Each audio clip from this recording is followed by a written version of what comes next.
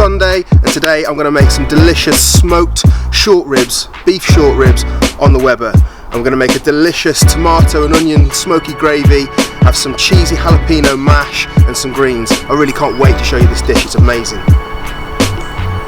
So first off, we've got the short rib here. You can see the fat marbled all the way through here. Okay, now this is perfect for low and slow because all that fat's going to render down and make this super tender, but we've got to cook it really slowly. But to make the process a little bit faster, what I'm going to do is separate these into 4 individual sections rather than, you could smoke it as a whole rack, but you're probably looking at 7, 8, maybe 9 hours, where I'm hoping to reduce the cooking time down to around about 5 or 6 by doing this. So I'm going to take this, look where the bones in between, and try and cut these into sort of as even portions as I can. There's one. So we've got our 4 sections here. So these we're going to just season them with salt and pepper, nothing else for now, because I really want to utilise the flavour of the oak that I'm going to smoke, oak and cherry in fact, that I'm going to smoke them with, and then we're going to make that all that all of that flavour is going to go into the sauce, which we're going to rely on these bones, which will be sat just in the bottom of the tray, which we're going to put them into later, and all of the marrow is going to come out into that sauce. I'll season these. So firstly, just pat them with a little bit of British rapeseed oil. Just going to make sure they're coated all over. This is just going to help the salt and pepper stick to them. They don't really need extra fat because they're super fatty already. This is not one for anyone who's on a diet, but it is Sunday.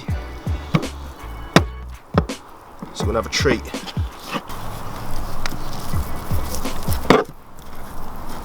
Tomatoes and some red onion and half a bulb of garlic, which is going to go on with these beef ribs. So in order to smoke these, I'm going to use what we call the snake method. So I've set up the barbecue here. As you can see, there's a water pan, and that's going to help to regulate the heat in here and keep it consistent, but it also offers a little bit of moisture whilst the ribs cook. You can see I've lit the one end. We call it the snake method because we've got this snake of coals here. I've lit the one end, the other end is not lit, and that will just burn around. Probably you got a good 7 or 8 hours cooking there, I would have thought, until it gets to the end. So what we're going to do is, we've got those smoking away. That's going to be about 225 Fahrenheit, which is exactly what we want for low and slow. So I'm just going to drop on some wood. Now I've got some bits of cherry, which gives the meat a lovely sort of pink smoke ring around the outside, makes it look really good. But I've also got some oak, because I think oak and beef go together amazingly well. My favourite combination of smoking wood with the meat. So I'm going to drop these on the way down the snake, drop on my grill, and then the ribs are going to go indirect. Okay, so not over the heat, but over this water bath that's underneath.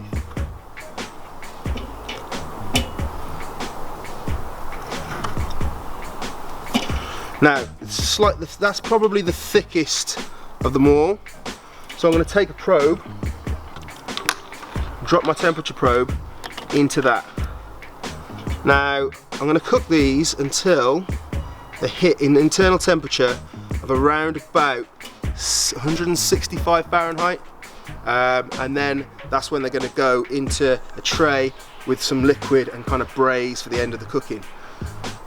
So the probe's in. I just need to drop on my tomatoes, just sort of nestle them amongst the bits of meat and the onion and the garlic. Yeah. Now I'm just going to put the other probe somewhere in the middle of the grill there, so I know what the cooking temperature is, and I can then adjust my vents to make sure that we're at the right temperature. We want to be sat somewhere between 225 and 250 Fahrenheit, which is around about 110 to 130 degrees C. Nice and slow. The lid goes on.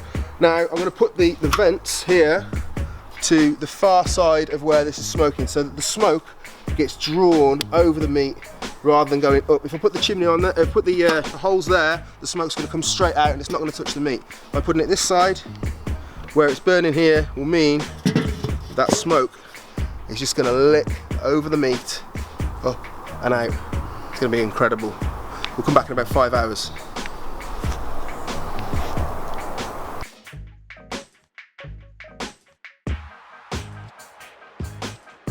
Okay, internal temperature's now hit 170, which is probably a little bit over what I wanted, but it's going to be fine. So we're going to have a little look.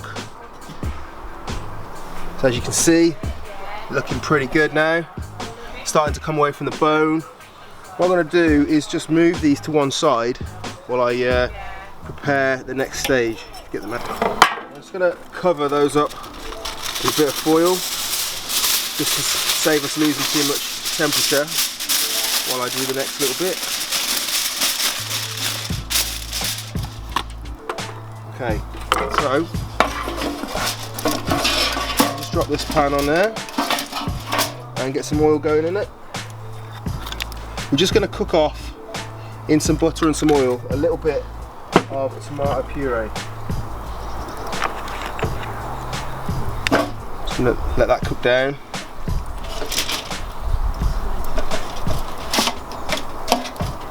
Probably about a tablespoon tomato puree. It's important we cook this up in the oil before we add anything else. It just breaks it down so that it becomes really rich and silky in the sauce. Add to the pan the rest of the things that we smoked. So we've got this garlic now. I'm going to put face down into that.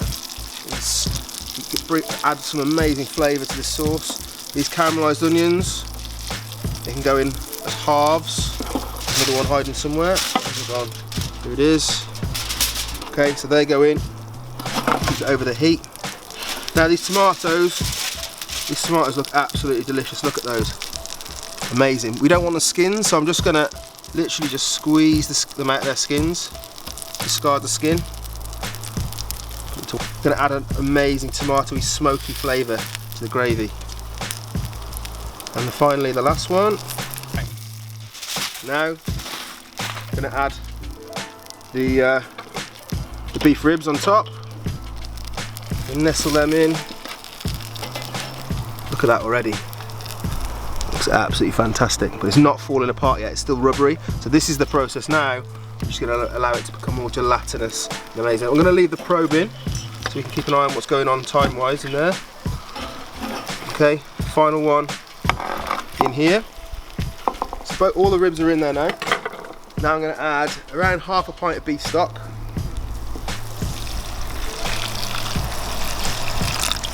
And also some Guinness.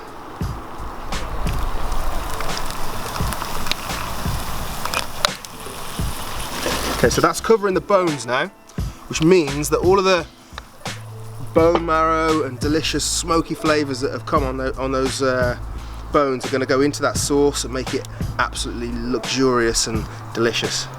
So all we're going to do now is drop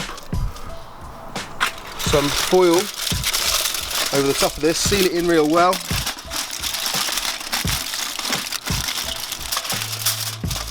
So we're going to take these to around about 200, 195 to 200 internal temperature before they come back out.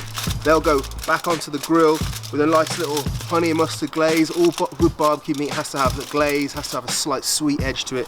I'm not going to want to mess around with the flavours too much, but obviously mustard, honey, beef, makes sense.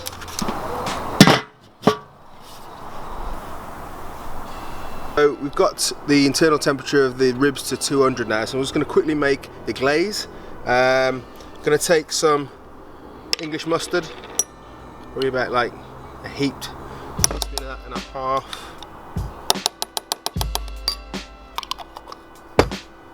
Some honey, probably about the same amount.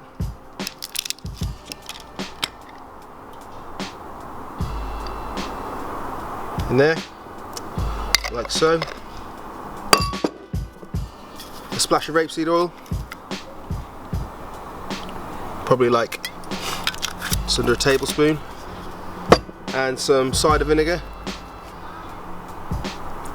little drop of that, probably about a tablespoon as well. Just going to mix that up.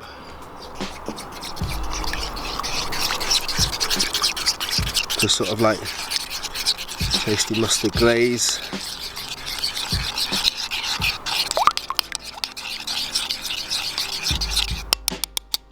a little taste. That's perfect. Okay, so I'm going to remove the ribs from the grill. They're looking delicious. So now they're going to go back onto the grill direct again, to be glazed. So I'm going to carefully lift them out. These are really, really succulent and juicy now. So I'm just going to lick these, a little bit of the glaze now, just to finish them off. Okay.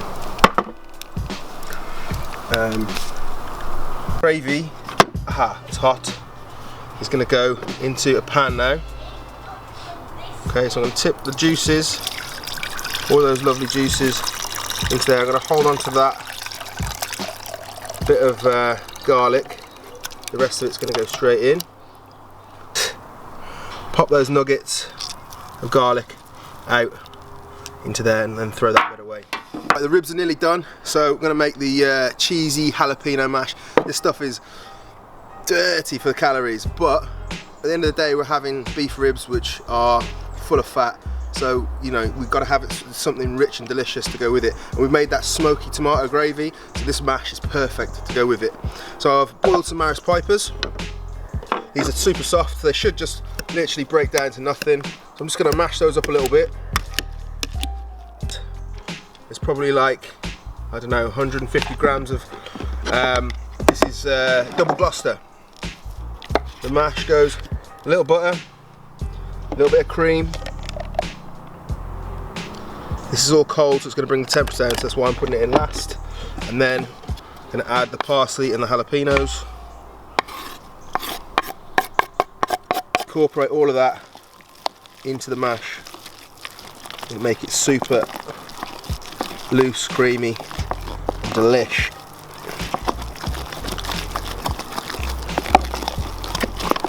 Look at that. Delicious. So the ribs have hit 205 now in the middle. Yeah, I chucked a couple of corn on the cobs on there as well. These are going to be ready to come off. I'm going to pull that probe out of there. Mash. Look at that.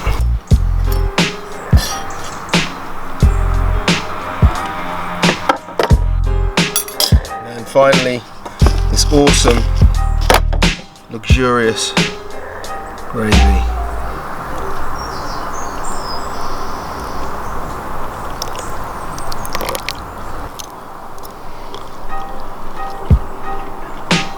It's literally just melt in your mouth.